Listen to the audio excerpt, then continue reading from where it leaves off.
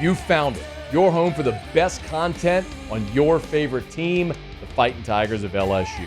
Do us a favor. Subscribe to the channel. Leave your comments below. And be sure to smash that like button.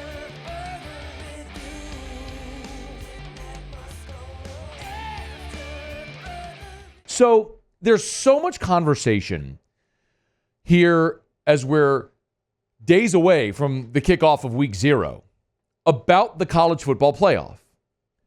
And it makes a lot of sense, right? I mean, it's the first year of this expanded playoff, and so there's a lot of conversation about it. But honestly, the thing that for me is most interesting or exciting about this conversation is there are more teams that actually have a shot. There are more teams today that can read a column or a piece or have conversation about a college football playoff and feel like they have a legitimate chance. It's not a long shot. It's not a pipe dream. It's not a prayer. You know, a fourth quarter heave to see if your team can get in there. It's very realistic for more teams now than ever. I mean, you think about, by the way, our buddy Hunt Palmer over at LouisianaSports.net has a great column up today where he discusses this and talks about a lot of teams in the past that, you know, whenever you had your second loss, you were done for. I mean, unless if you had a circumstance like in 2007 where Pitt upsets West Virginia, all these wacky things happen. But that was the first time since, I think it was Iowa in the 60s, that won a national title with 2 losses. Go read Hunt's column, by the way, at LouisianaSports.net if you want to check it out. And I know there's this feeling like, well, it devalues the regular season. I've yelled about this for so many years. It's the antithesis. It's the exact opposite that's true. It makes the regular season more meaningful. It makes every game more important. Instead of getting into November where you have a second loss and you're playing out the string to see if you're going to go to the Gator Bowl or the Texas Bowl, now you're seeing, just think last year, 2022, when LSU goes to College Station to play Texas A&M after having beaten Alabama, you are in the mix for a college football playoff spot at that point. And you can say, well, they don't deserve it. Why not? Teams aren't allowed to improve and get better. But I've had this conversation so much, and you know how I feel about it. But it was so interesting. This came up today because Heather Dinich over at ESPN.com, who I like, Heather does a great job. She's a great college football reporter and has covered the playoff since its inception in 2014. Heather did her version of Bracketology. So I guess she's the new Joey Brackets. But she's looking at it from the college football playoff standpoint. So here's Heather Dinich's first stab. She has Georgia as the 1 seed. Remember, the top 4 seeds are the 4 conference champions from the Power 4. So Georgia as the 1, SEC champion. Ohio State is the 2, Big Ten champion. Florida State with a bye as the 3, as the ACC champion. And Utah, the Big 12 champion, as the 4. That's the top 4 seeds that she has. So then you look into the first round matchups on campus. And you got a pretty heavy dose of SEC flavor here in the first 2. So, of course, we're going to see the G5. This is something you got to condition yourself to. The G5 is always going to be the 12. Unless if there's some really weird scenario that could unfold, like Cincinnati a few years ago. Boise State, she has as the 12, playing the 5 seed Texas. And then the 8-9 matchup would be an SEC matchup. Number 8, Ole Miss. Number 9, Alabama, with the winner playing number 1, Georgia. How about that? What a reward. And then number 6, Oregon, hosting number 11, Penn State, in a Big Ten matchup. And number 7, Notre Dame, hosting number 10, Miami, in South Bend. Can you imagine Catholics versus convicts in South Bend in a playoff game in South Bend in December? Miami going to South Bend in December? Yes.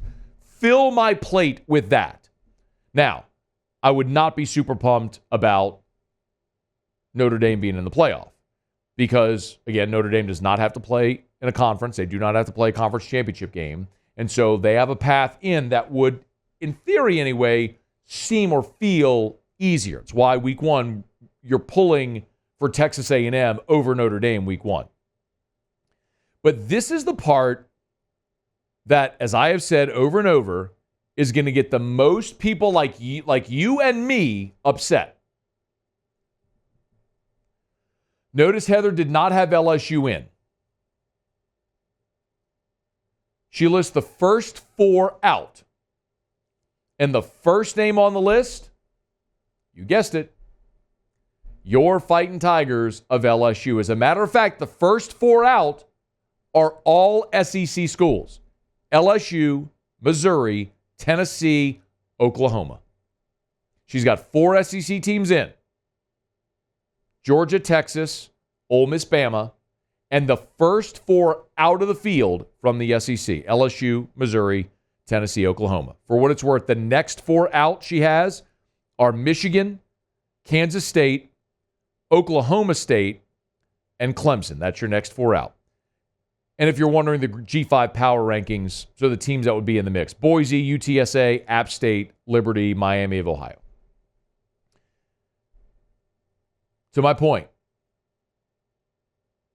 whenever you look at a first four out, whenever that day comes, I don't have the calendar in front of me, but it'll be that Sunday after the conference championship games, when the playoffs are set. Somebody is going to be number 13.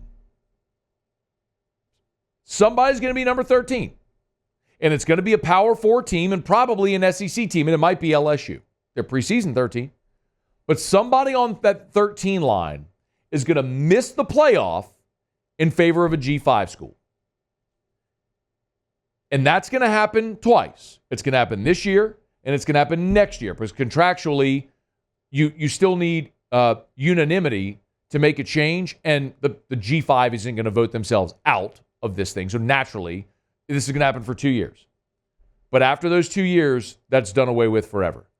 Because you're going to have some 10-win. There is going to be a 10-win Power 4 team, probably from the SEC, that is going to be, mark my word, mark the tape. Muse, I'm dead serious. I want to clip this right now. I'm going to say this. I'm dead serious. I want to clip this right now, and I want to play it all season long, because I'm making this prediction today, right now. I've said it before, but I'm going to make it a declarative statement right now. It is 5:10 p.m. Central Time on Tuesday, August the 20th, the year of our Lord 2024.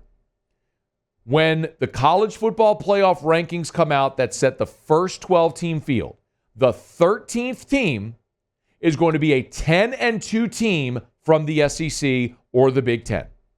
There will be a 10-2 team from the SEC or the Big Ten that is left out of the playoff in favor of a G5 team like Boise State that's going to play a whole lot of nobody and nothing.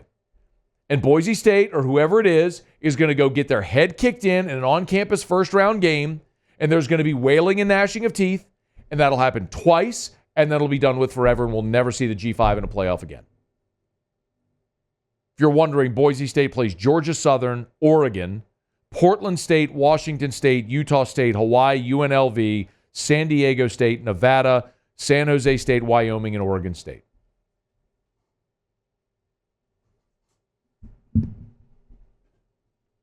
How do you think LSU would fare against that schedule? How do you think Tennessee would fare against that schedule? Missouri, Oklahoma, Ole Miss, Penn State. Go down the list. Michigan. The first four and the next four out. All those teams. How do you think they'd all fare against that schedule? And that's always going to be my point. Muse, don't curse so loud. This mic could hear it. Go check out Heather Dinich's Bracketology. I'm excited to watch that evolve, because just think of it this way. A year ago, at this point, if you're looking at a college football playoff preview piece, you're talking about, I don't know, 4 to 6 teams that you felt had a legit shot. Here you have a 12-team bracket, the first 4 out, the next 4 out, That gets you to 20. And the 5 G5 teams that are all in the mix. There's 25 teams. 25 teams that are in this conversation. And there will absolutely be more as the season goes along. It's a more exciting time in college football. I'm fired up for it. Heather Dinich, newest bracketologist over at ESPN. What should we call her? Bracket Heather? Heather Brackets? No good? That doesn't roll off the tongue. We got to see the alliteration with Heather Dinich. Not with the word bracket, at least, for sure. I know, bracket. Yeah. Help us out. Tweet me or text me. What will Heather Dinich's nickname be as our college football bracketologist?